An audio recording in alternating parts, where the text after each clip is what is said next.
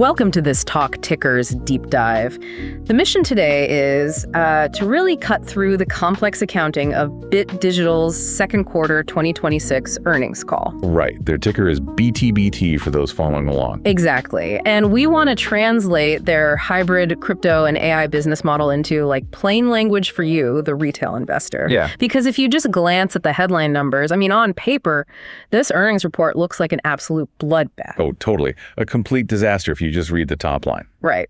But, digging into the actual transcript reveals what is effectively a $1 billion hidden catalyst and a management team that is essentially ready to go to war over their stock price. Yeah, they are not happy with how Wall Street is pricing them right now. That is for sure. Not at all. So let's start with the top line win, because the revenue beat is actually really solid. They hit $32.1 million in revenue. Which is what, a 15% increase? Yeah, 15% sequentially from Q1. And gross margins are sitting at a very healthy 57.9%. That's a great margin for an infrastructure play. It is. But then immediately you see this giant red flag, a massive net loss of $107.2 million or, 31 cents per share. So I have to ask you, if revenue is up and margins are nearly 60%, how on earth are they losing over $100 million in a single quarter? Like, is the sky falling here? I mean, I completely get the panic, but no. The sky is absolutely not falling. You really have to break down where the actual cash is coming from to understand this. Okay, let's unpack that. Where is the cash flowing? So the star of the show right now is their cloud services segment. That's their AI data center arm. That segment generated $23.8 million just by itself. Wait, $23.8 million just from cloud services? Yeah, and that is up 42% sequentially. Wow. 42% in one quarter is massive. Right. They're just scaling that up incredibly fast. But then you contrast that with their legacy business. I mean, they started as a Bitcoin mining company. Right? Yeah, that was their whole identity for years. Exactly. But their mining revenue for the quarter was a paltry $2.4 million.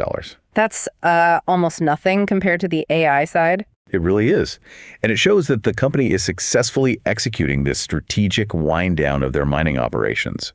They are pivoting hard into high-performance computing, or HPC. Which makes sense. I mean, after the Bitcoin halving, mining economics are just brutal unless you have virtually free power. Right. Your margins get squeezed to death, so they are taking capital out of this dying low-margin mining business and deploying it into the booming AI sector. Okay, so operations are actually doing great. Cash flow is positive, but we still have to translate that terrifying net loss. What is making up that $107.2 million crater on the income statement? So that loss is almost entirely paper losses. Yeah. It is not operational bleeding.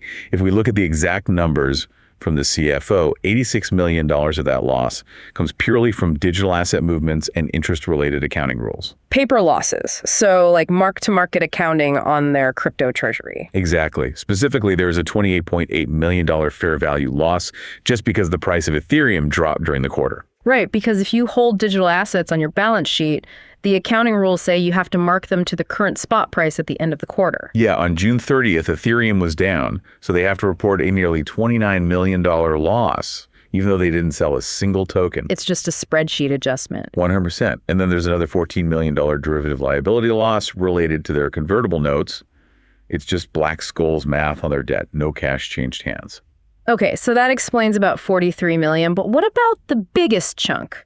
Because I saw a $46 million non-cash impairment charge specifically related to liquid staked Ethereum. Yes, and this is where the story gets really fascinating because this is tied to the WhiteFiber financing masterstroke. Right, WhiteFiber is their majority-owned AI data center subsidiary. Right, and they needed massive capital to build out these AI data centers, right?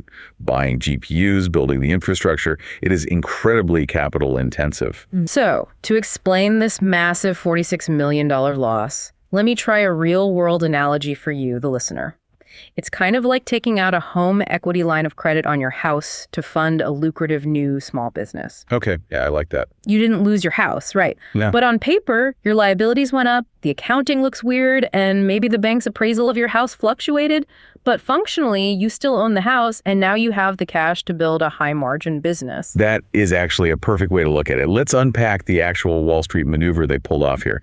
Bit Digital has this massive Ethereum treasury, over 164,000 ETH. Which they absolutely refuse to sell because they want the upside exposure. Right. They are ultra bullish on Ethereum as a settlement layer. So they use that treasury as collateral. They took 73,200 ETH and liquid staked it. Meaning they get a yield-bearing receipt token, basically.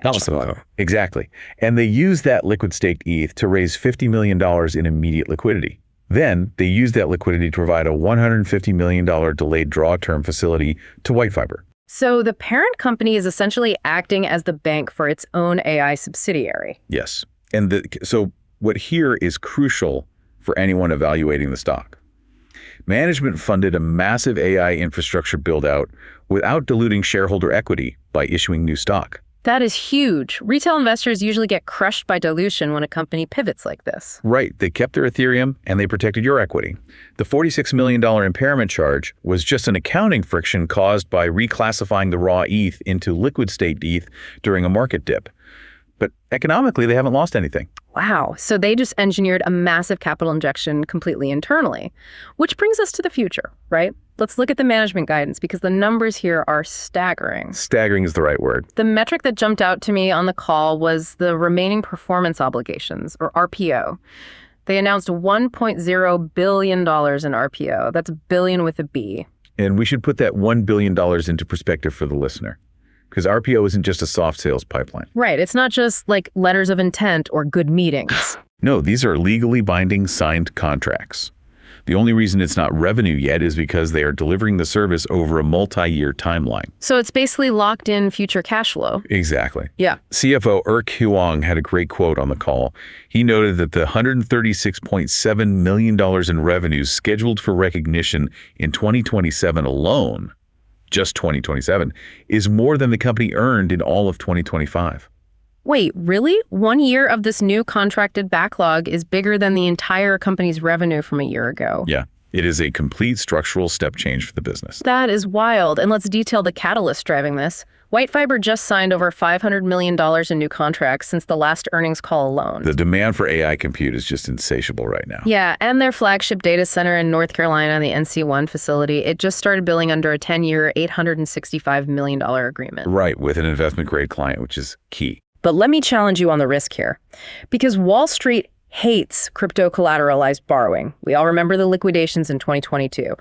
What happens if Ethereum crashes like 40% in a week and they get a margin call on that facility they used to fund WhiteFiber? A totally fair question. And honestly, CEO Samir Tabar directly addressed this on the call. They aren't running some reckless DeFi strategy here. They intentionally over-collateralized the loan. So they have a huge buffer. A massive buffer. They structured it to withstand extreme market moves that go well beyond what anyone would consider reasonable historical volatility. Plus, they maintain a consolidated cash position of $83.6 million. Ah, okay. So if there's flash crash in crypto, they can just deploy that hard cash to pay down the principal and defend the loan. Exactly. It's a highly risk-managed deployment of capital. Which brings us to the bottom line and probably the most actionable part of this whole deep dive, because there is a massive valuation disconnect happening right now. There really is. I take a firm position on this. This earnings report is a massively bullish signal that is heavily disguised by rigid GAAP accounting rules. Because the market algorithms just see a net loss and sell. Yes, but even the human analysts are getting it wrong. The market is pricing Bit Digital like a passive digital asset treasury. They see the 164,000 ETH and value the company like it's just a proxy for holding crypto. They are completely ignoring the massive AI cloud services business. Right. They are valuing the crypto and giving them zero credit for $1 billion in contracted AI revenue. Exactly. Management is furious about this. They stated the stock is trading at a 40% discount to its net asset value, or NAV. A 40% discount to liquidation value, that means you are buying $1 worth of assets for 60 cents. Which is why they are actively evaluating a share buyback program. The CEO basically said buying their own stock is currently one of the highest return investments available to them anywhere in the market. Because capturing that 40-cent spread for the remaining shareholders is instantly accretive.